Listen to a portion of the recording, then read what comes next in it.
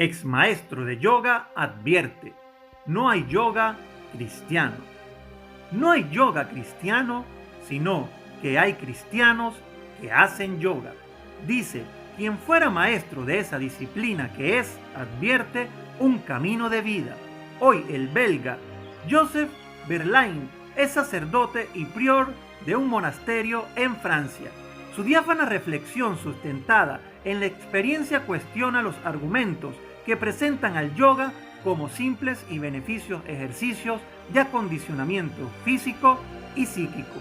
En su libro La experiencia prohibida, del que presentaremos algunos extractos, nos transparenta verdad y la pasión por su respuesta fiel a Dios, quien finalmente conquistó su alma. Apenas con 20 años, ya era un aventajado científico en el Fondo Nacional de Investigación Científica de Bélgica, cuando se hizo parte de la gran revolución cultural de 1968. Yo era investigador de química nuclear y los medios científicos y de investigación se encontraban en plena efervescencia. En ese momento me dejé llevar por la ola, me enfoqué hacia las propuestas de Oriente que invadían el horizonte de la cultura occidental. La revolución de las estructuras y de la conciencia. Ni su sólida educación cristiana, como tampoco la innata cualidad crítica de su ser científico, impidieron que fuera impactado por el movimiento de estructuras en la sociedad de la época.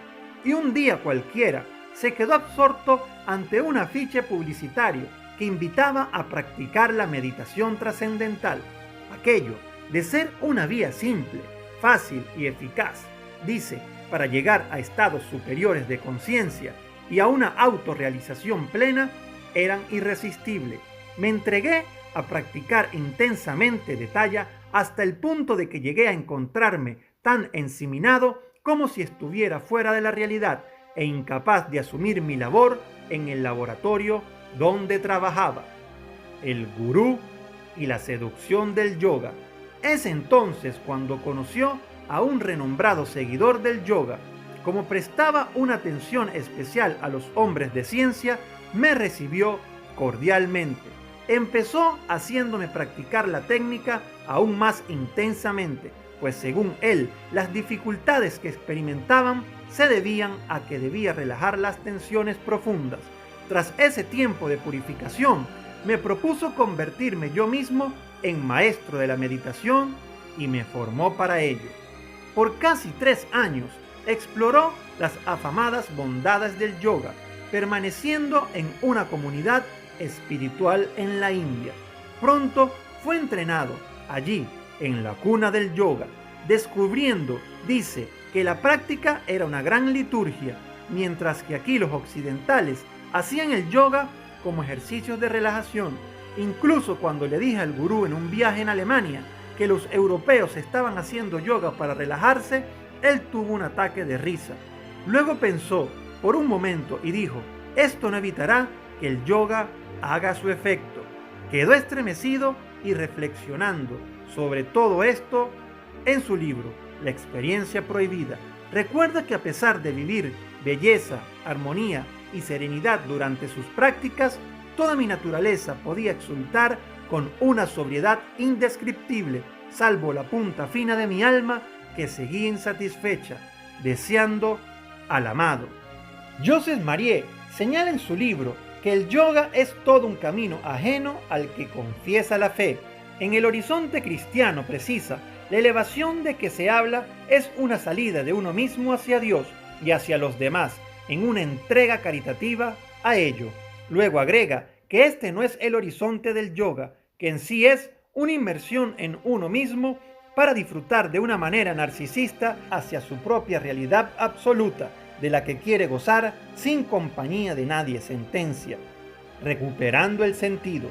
Tiempo después, con vagas pero permanentes luces de nostalgia por Dios, la visita de un médico naturista remecería a Joseph Marie. Nuestros cuerpos estaban maltratados por el intento ejercicio que realizábamos allí, y este naturista era cristiano. Como yo, una suerte de secretario personal del gurú, lo recibí. Nos pusimos a conversar y él me preguntó: ¿usted es cristiano? ¿Está bautizado? Le dije, claro, y me devuelve otra pregunta. ¿Quién es Jesús para usted? Es difícil de expresar, pero percibí que ahí Jesús me decía, hijo mío, ¿cuánto tiempo me harás esperar?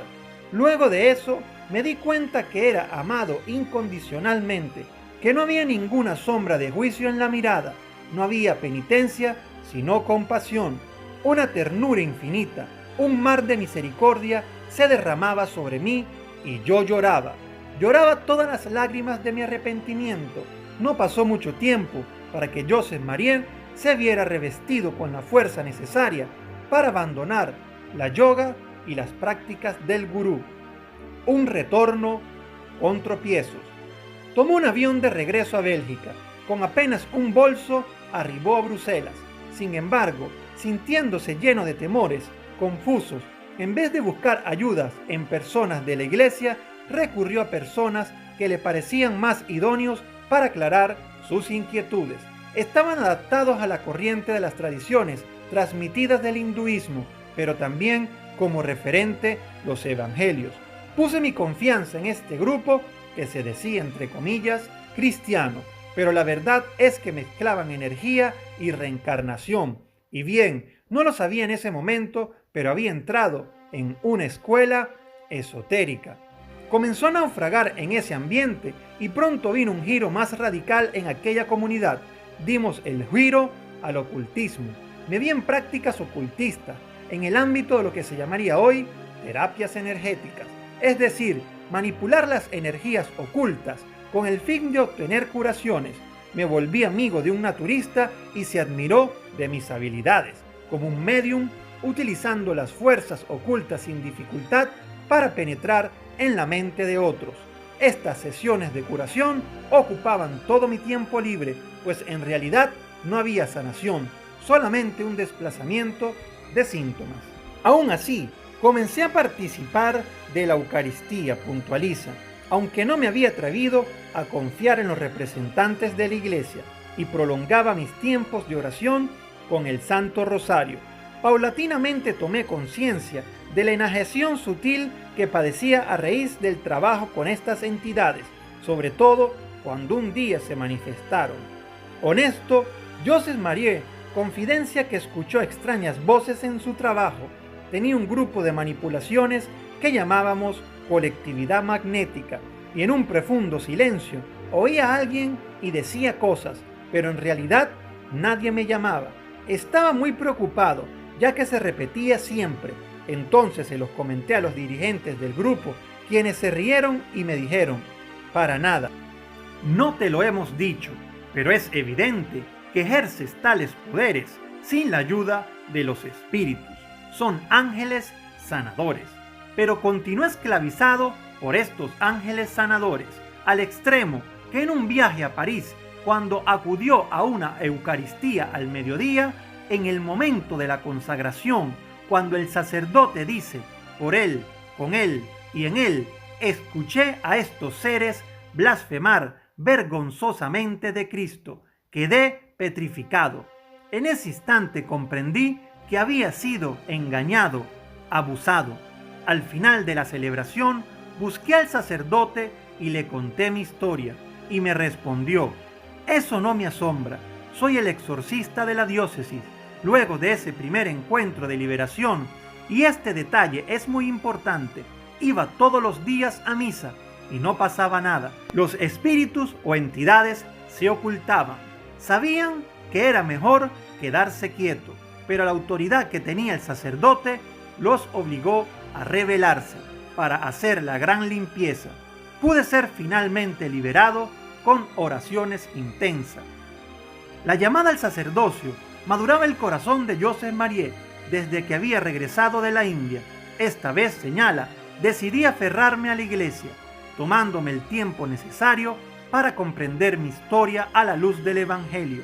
Es así que luego de 10 años de formación fue ordenado sacerdote en 1983, integrándose a la comunidad monástica de San José, donde es prior de un monasterio en Francia hasta la fecha. Me gustaría conocer tu opinión en la caja de comentarios. Muchísimas bendiciones.